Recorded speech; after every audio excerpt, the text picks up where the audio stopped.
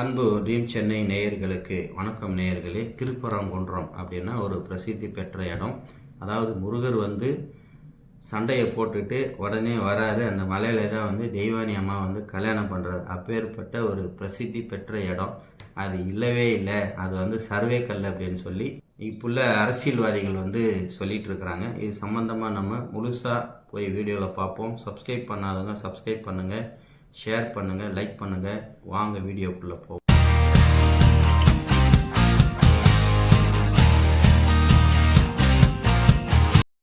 நேயர்களே, திருப்பரங்குன்றம் அப்படின்னாலே எல்லாருக்குமே தெரியும். பல நூறு ஆண்டுகள், பல ஆயிரம் வருடங்களுக்கு முன்பே அங்கே தேவர்களும் பக்தர்களும் கூடியிருந்த இடமாகவும், அது சில அடையாள சின்னங்கள் கூட அங்கே இருக்கிறது. குடையறை கோயில்கள் இருக்கிறது, சிற்பங்கள் இருக்கிறது, சமணர்கள் தவம் இருந்த அடையாளம் இருக்கிறது, அவங்களுடைய சிலைகள் அங்கே இருக்கிறது. இப்படி இருக்கும் பொழுது எதுவுமே இல்லை, சர்வே கல் தான் அப்படின்னு சொல்லி இப்போ உள்ள ஆட்சியாளர்கள் சொல்கிறாங்க.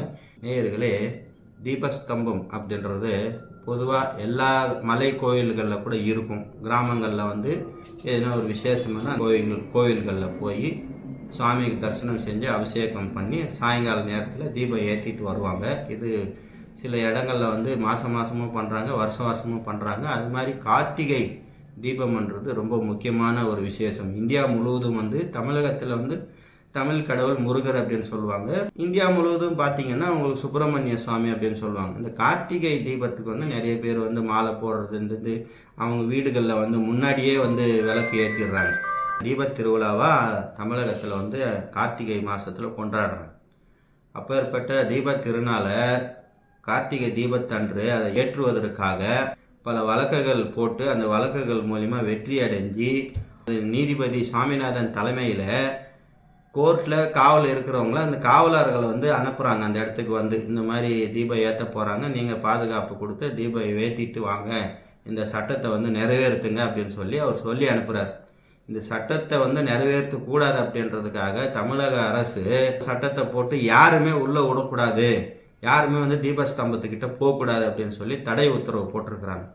அந்த தடை உத்தரவு கோர்ட் அவமதிப்பு அப்படின்னு சொல்லி மீண்டும் இப்போ கோர்ட்டில் கேஸ் போயிட்டுருக்கு. இருந்தாலும் தமிழர்கள் விழித்து விட்டார்கள் அப்படின்றத நம்ம உண்மையை சொல்ல வேண்டியதாக வருது. ஏன்னா அந்த இடத்துல தீபஸ்தம்பம் இல்லை அப்படின்னு சொல்லி இவ்வளோ நாள் ஏமாற்றிட்டு இருந்தாங்க. இப்போ அங்கே தீபஸ்தம்பம் இருக்குன்றது உறுதியாயிடுச்சு. கோர்ட்டே முடிவு பண்ணிடுச்சு. கண்டிப்பாக அதில் தீபம் ஏற்றாமல் இருக்க மாட்டாங்கன்றது தான் உறுதியாக நான் சொல்ல முடியும். இதில் முஸ்லீம் நண்பர்களுக்கும் இந்து நண்பர்களுக்கும் எந்த ஒரு பாகுபாடும் கிடையாது அப்படின்றத இந்த வீடியோ வாயிலாக நான் தெரியப்படுத்துகிறேன். உதாரணத்துக்கு எடுத்துக்கங்களேன், முஸ்லீம் நண்பர்கள் நம்முடைய விநாயகர் சதுர்த்தி அன்னைக்கு விநாயகரை கொடுத்து பேப்பரெல்லாம் படிச்சிருக்கோம். அப்படி ஒற்றுமையாக இருக்கும்போது நீங்கள் இந்துக்களையும் முஸ்லீம்களையும் அங்கே தர்கா இருக்குது அப்படின்னு சொல்லிட்டு நம்மளையும் முஸ்லீம்களையும் வேறுபடுத்துகிறாங்க நம்மளுடைய அரசியல்வாதிங்க. இது எந்த அளவுக்கு நியாயம் அப்படின்றத நீங்கள் சொல்லுங்கள் மக்களே. இது எனக்கு நியாயமாக படலை. அதனால தான் நான் வீடியோவில் பேசிக்கிட்டு இருக்கேன். நிறைய முஸ்லீம் மக்கள் என்ன சொல்கிறாங்கன்னா, தீபான்றது அனைவருக்கும் பொதுவானது, இது ஏன் பிரித்து சொல்கிறாங்க, தயவுசெய்து இந்த மாதிரிலாம் பேசாதீங்கன்னு சொல்லி முஸ்லீம் நண்பர்களே நிறைய பேர் யூடியூப்பில் பேசியிருக்காங்க. அதையும் நம்ம பார்த்துருக்கோம். இன்னைக்கு முஸ்லீம்கள் எடுத்துக்கங்களேன், அவங்களுடைய ரம்ஜான் வந்தாலே கண்டிப்பாக நோம்பு கஞ்சி கொடுங்க மாமா அப்படின்னு நம்ம கேட்போம். நோம்பு கஞ்சி சாப்பிடுவோம். அதே மாதிரி கிறிஸ்துவர்கள் அவங்களுடைய பண்டிகை கூட, அவங்களுடைய திருமண நிகழ்ச்சி, இந்த மாதிரி சடங்குகளை கூட பிரியாணி இந்த மாதிரிலாம் ஒரு விருப்பமான சமையல் போடுவாங்க. அதில் நம்ம போய் சாப்பிடுவோம். ஸோ அப்படி இருக்கும்போது இந்து முஸ்லீம் கடவுள் நம்ம வேற்றுமை இல்லாமல் ஒற்றுமையாக நம்ம இருந்துக்கிட்டு இருக்கோம். இப்படி இருக்கும் பொழுது அரசியல்வாதிங்க ஓட்டுக்காக இந்த மாதிரி பண்ணுறது மிகப்பெரிய தவறு. இந்த ஆளுங்கட்சியாக இருந்தாலும் சரி, எந்த ஒரு கட்சியாக இதுக்கு துணை போனாலும் சரி, அந்த அத்தனை கட்சிகளுக்கும் இந்து மக்கள் சார்பாக கண்டனத்தை தெரிவித்து கொண்டு மக்களில் ஒருத்தராகிய உங்களை மக்கள் அனைவரும் இணைந்து ஓட்டு போட்டு உங்களை ஜெயிக்க வச்சு ஒரு மக்கள் பிரதிநிதியாக உட்கார வச்சுருக்கோம். மக்களுடைய எண்ணங்களை பிரதிபலிக்காமல் உங்களுடைய எண்ணங்களை மக்களுக்குள்ளே திணிச்சு மத சாயத்தை பூசாதீங்க. நீங்கள் மக்களாட்சியை நடத்தணுமே தவிர மன்னராட்சி நடத்தக்கூடாது அப்படின்னு சொல்கிறது தான் இந்த ட்ரீம் சென்னையுடைய நோக்கம். எனிவே, உங்களுக்கு எதனா புரிஞ்சிருந்தா நீங்கள் எனக்கு கமெண்ட் பண்ணுங்கள். நம்மளை ஏன் இந்த மாதிரி பிரிக்கணும்னு நினைக்கிறாங்க இந்த அரசியல்வாதிங்க அப்படின்றத இது அனைவருக்கும் தெரியணும். இந்த வீடியோவை எல்லாருக்குமே ஷேர் பண்ணுங்கள், சப்ஸ்கிரைப் பண்ணுங்கள்.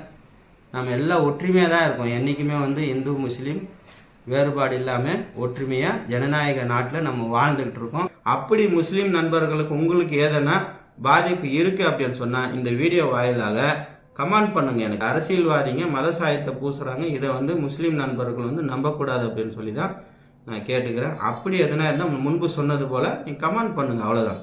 எப்பவுமே தமிழகத்தை பொறுத்தவரையிலும் இந்தியா பொறுத்தவரையிலும் இந்து முஸ்லீம் நம்ம ஒற்றுமையாக தான் இருந்துகிட்ருக்கோம். இந்த ஒற்றுமையை கலைக்கிறதுக்காக சில அரசியல்வாதிகள் மத சாயங்களை பூசுவாங்க. அதை பற்றி நம்ம பொருட்படுத்தவே கூடாது. தயவுசெய்து ஒலின்றது இந்து முஸ்லீம்களுக்கு ஒரு பொதுவானது. அப்படி இருக்கும்போது எப்படி இந்த ஒலி இங்கே நீங்கள் ஏற்றக்கூடாது செய்யக்கூடாது அப்படின்றது மிக தவறான கருத்து. விடை பெறுகிறேன். வணக்கம். இது போன்ற வீடியோக்கள் உங்களுக்கு பிடிச்சிருந்தா சப்ஸ்கிரைப் பண்ணுங்கள், ஷேர் பண்ணுங்கள், இது அனைவருக்கும் தெரியப்படுத்துங்க. எனக்கு தெரிஞ்சது நான் சொல்லிட்டேன். இது அரசாங்கத்துக்கு தெரிகிற அளவுக்கு நீங்கள் தெரியப்படுத்துங்க, அவ்வளோதான். நன்றி, வணக்கம்.